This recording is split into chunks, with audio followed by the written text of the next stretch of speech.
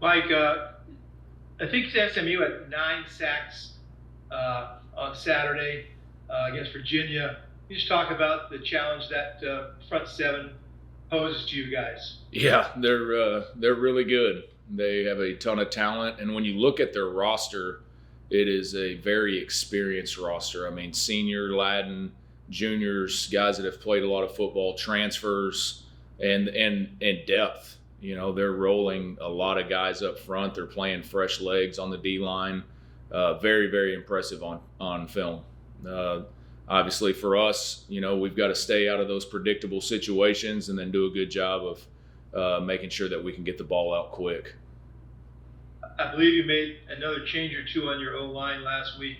Um, Bastion was playing, and is are you still missing again your big guard Vatakani. Badakani? Yeah, Yes. Vatakani was unavailable last week. We got Bastion back, so Bastion was able to slide back into his right guard spot, and we were able to move TJ back out to right tackle. So the revolving door continues. Is Sioapi going to be available this week? We're day to day with him. He is practicing, and we're trying to get him ready to go. Is this the same injury he previously had? Different one. So he's had like 3 different things. Yeah, it's been a tough season for him. Okay, thank you. Mm-hmm. Any more questions? Matt Rhino, Cal Rivals. After the game, Coach Wilcox mentioned that you guys have been working on trying to push the ball down the field. You know, what kind of unlocked that in this game for you guys last week? And was it something you guys put a concerted effort into, or was it just kind of how things played out and what you guys are seeing from Stanford? Yeah, a lot of it was predicated off of how Stanford was playing us, especially on that last drive. They played a lot of man coverage, and actually the game-winning touchdown they went cover zero, so they brought 7 guys. We had 6 in protection. Fernando did a great job of standing in there and staring down the barrel of the free hitter, and Jonathan Brady did an awesome job of winning on his route. So. They definitely gave us that opportunity and tried to force our hand there on that last drive, and our guys did a really good job of making plays against some tough looks and some all-out blitz. It felt like the one thing missing from Fernando was kind of leading a game-winning drive or leading a huge drive like he had on that 98-yarder. What was kind of your overall feel for just how that all played out and you know what it meant to you guys offensively? Yeah, it was awesome, and I think more than anything, I was just proud of their belief and their fight all the way through the finish. You know, there was a time that Coach pointed out on Sunday in the team meeting. I think it was 6 minutes left in the third quarter. We had just fumbled the kickoff return, and we were, you know, in a bad spot as a football team. And for our team to just buckle down and fight, scratch and claw, and find a way to win that game. I think it's a testament to our culture. It's a testament to the guys we have in that locker room and the confidence they have, that they can go out and no matter what, as long as there's time on the clock, we feel like we're in the game. And especially in that game, to do that for Fernando was huge. I think you're right. As a young quarterback, leading your team down the field in that situation and getting the win, I think was part of why you saw how emotional he was after the game. Steve Croner, SF Chronicle. My 2-part question, and I asked Justin on one part of this about Chandler Rogers, a guy who came to Cal, I'm sure expecting to play a lot more than he has, and he had a very big play that kind of got overlooked after the drive.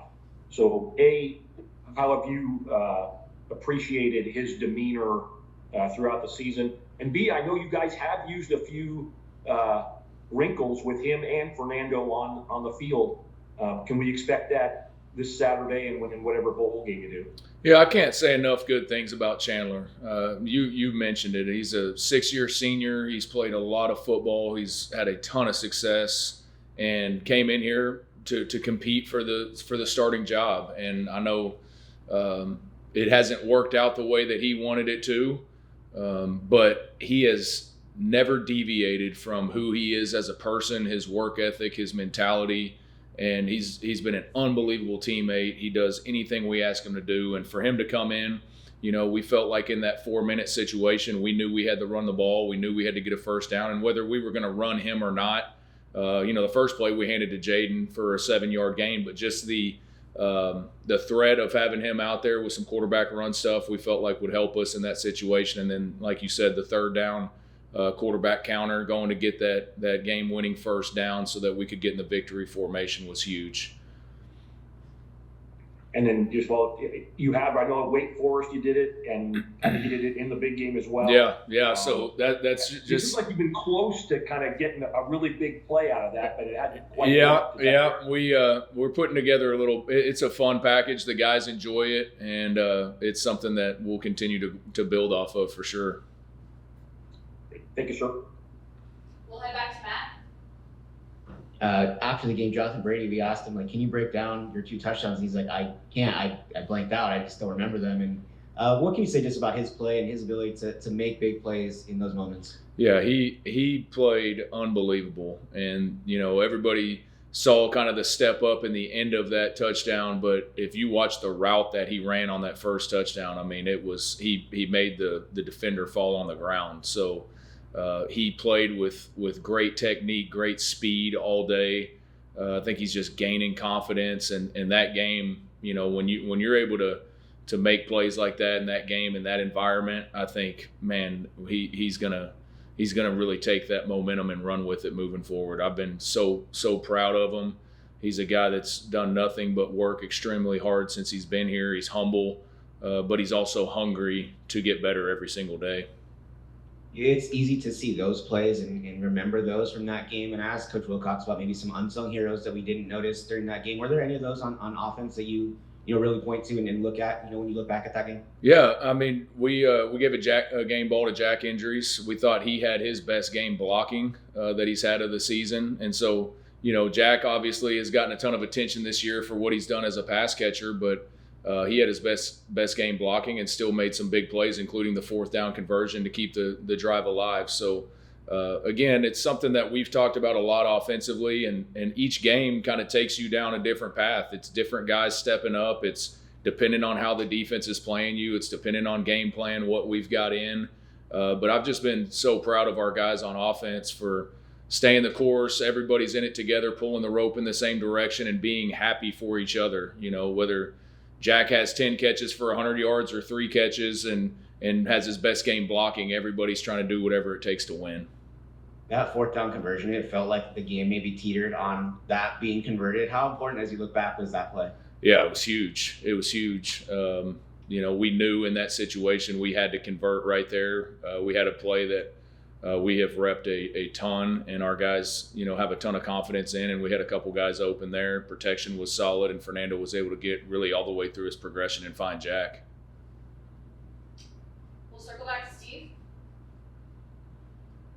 I mean, Ferraro was asking us a question. I think probably you would have as good a perspective on it as any about the Cal connection to the state of Texas and how you guys have gotten a lot of players from Texas.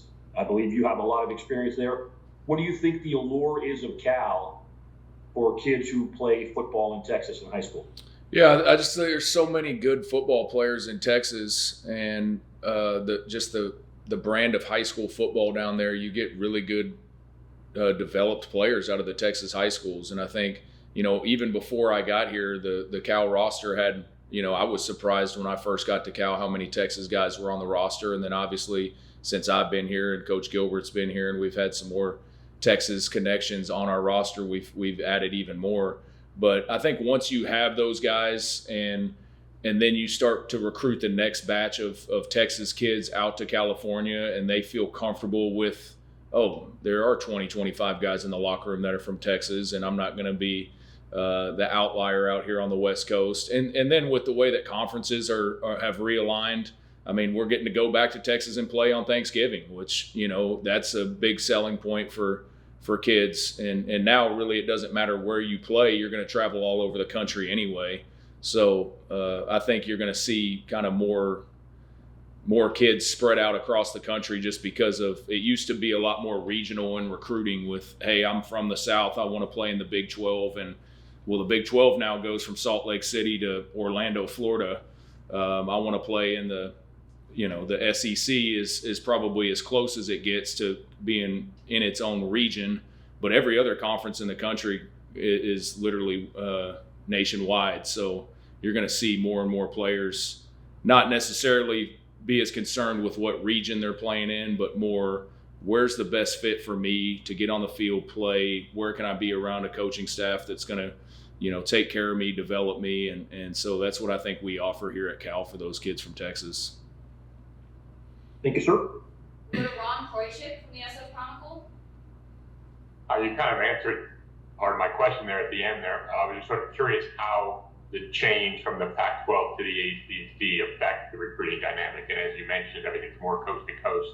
When you go into a Texas kid's home now, how is that a different pitch, I guess?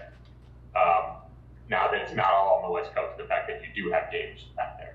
Yeah, I think, like I said, the biggest thing in recruiting is I think people are starting to realize with the portal and the way that there's players moving across the country is it's not about necessarily where you're at, it's who you're with. And so that's what we're trying to sell here at Cal is the people in this building, the consistency that we've had with Coach Wilcox here, and just a great support staff around the players, obviously being able to get an education from the #1 public school in the United States of America. But we have a lot to sell here, and I think it's become easier because of the conference realignment and the fact that they're not going to be just stuck out on the West Coast every Saturday, and their families are going to be able to see them play all over the country.